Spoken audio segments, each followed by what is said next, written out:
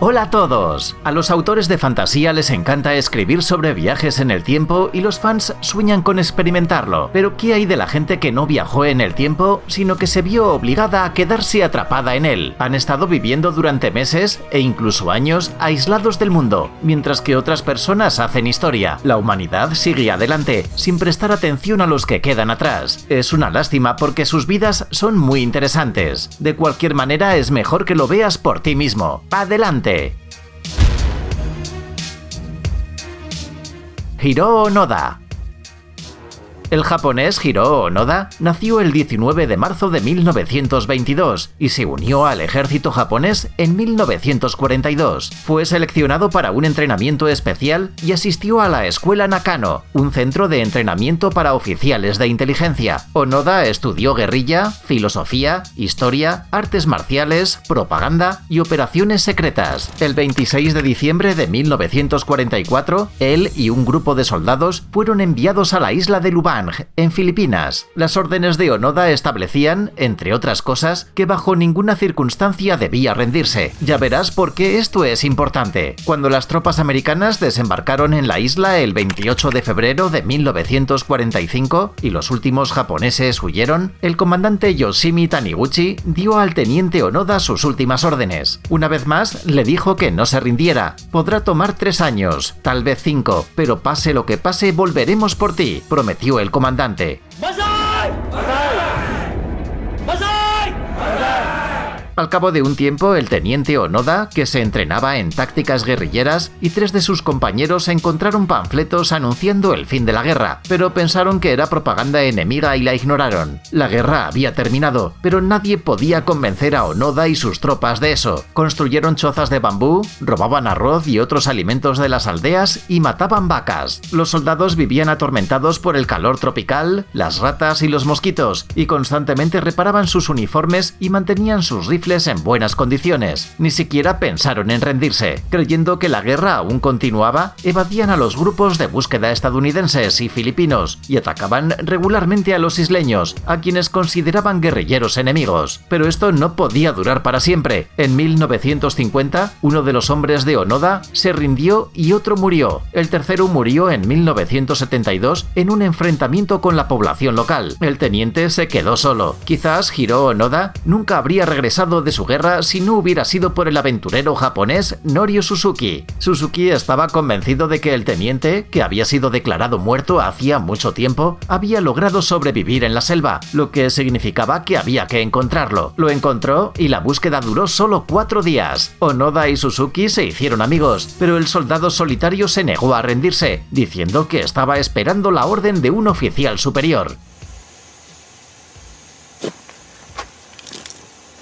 Suzuki regresó a Japón con fotografías como prueba de lo que había ocurrido. Las autoridades japonesas localizaron al comandante Yoshimi Taniguchi, que ahora era vendedor de libros, y lo enviaron a Onoda. Para convencerlo, viajó acompañado por el hermano del soldado solitario. Solo después de que el excomandante liberó a Onoda de sus deberes militares, accedió a renunciar. El hombre saludó, entregó su arma y lloró. Cuando Onoda llegó a Tokio, era un héroe nacional. Fue recibido por sus padres ancianos y por una gran multitud de personas entusiastas. Un tiempo después, fue examinado por médicos que lo encontraron en un estado sorprendentemente bueno. Onoda también recibió una pensión militar y firmó un contrato de $160.000 para sus memorias, porque realmente tenía mucho que contar. Imagínate, 29 años de guerra. Onoda murió el 16 de enero de 2014 a la edad de 91 años, pero su historia sigue siendo un ejemplo de patriotismo e increíble persistencia. Mehran Karimi Nasseri.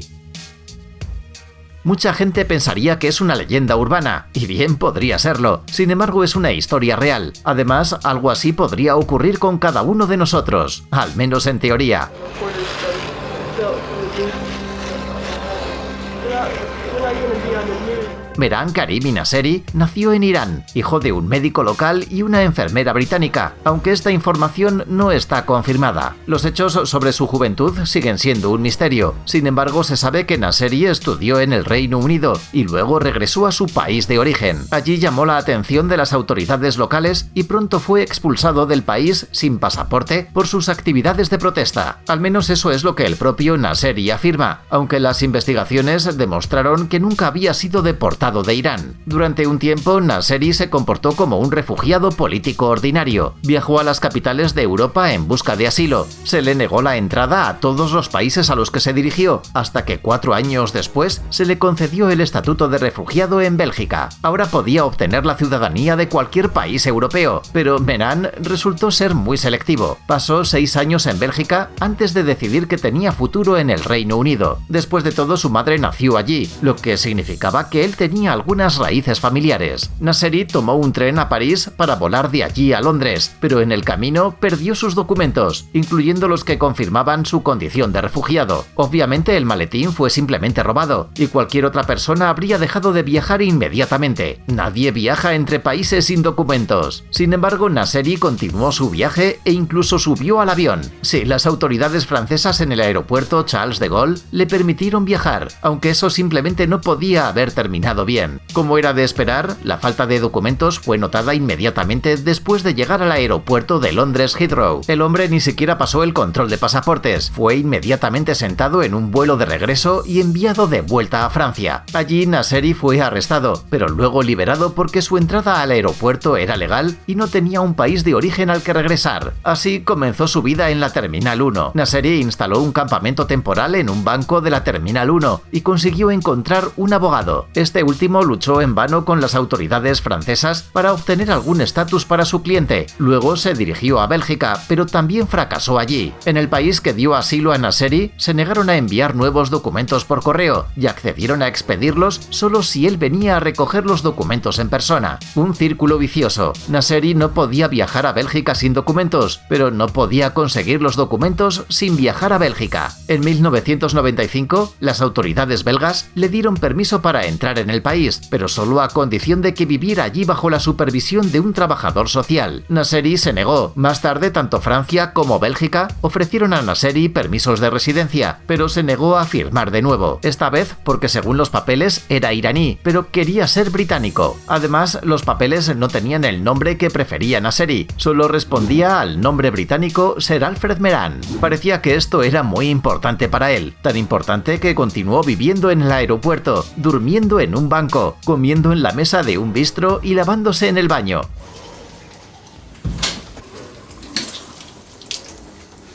Y esto duró 18 años. A pesar de las condiciones aparentemente horribles, Nasseri claramente se sentía seguro en la terminal. Incluso construyó una relación única con el personal. Por ejemplo, era visitado regularmente por un médico. Todos estos años el hombre pasó leyendo, llevando un diario y estudiando economía. Recibió comida y periódicos del personal del aeropuerto y también se reunió a menudo con periodistas. La estancia de Nasseri en el aeropuerto terminó en julio de 2006, cuando fue hospitalizado y su casa fue desmantelada. Más tarde el hombre fue atendido por la Cruz Roja francesa. Nasseri vivía en un hotel cerca del aeropuerto y en 2008 se trasladó a un refugio parisino, donde aún vive. Y probablemente pienses que has oído una historia similar en alguna parte antes. Un hombre obligado a vivir en un aeropuerto durante mucho tiempo. Así es, lo que le pasó a Nasseri es muy parecido a la película La Terminal. En 2003, la compañía productora DreamWorks pagó al residente del aeropuerto $250.000 por los derechos de su historia, pero nunca la utilizó.